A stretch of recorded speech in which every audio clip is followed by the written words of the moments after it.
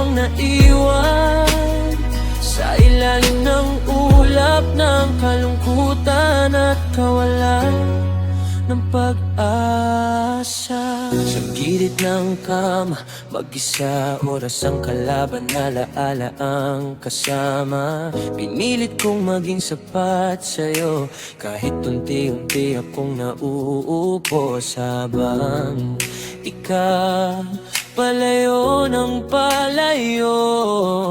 Ako naiwan sa dilim, nakapulupot at nalulungkot.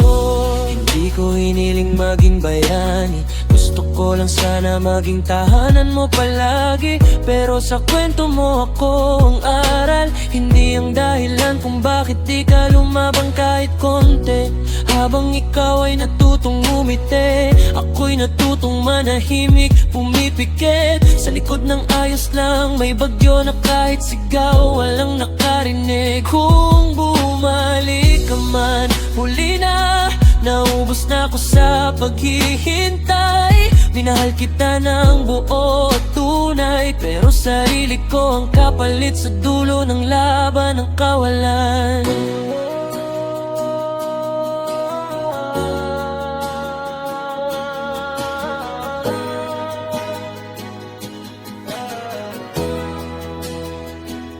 Pagod na akong buhatin ang multo ng kahapon. Kung may natira mang sakit sa'kin, ito na lang ang paalala na ako rin ay tao na nasasaktan ng totoo.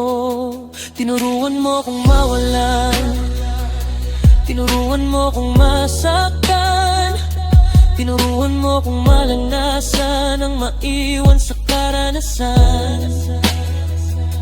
Natutunan ko na lahat ng nang umiiwan at iniwan ay walang karapatan. Balikan pa ang nakararana na mamagitan.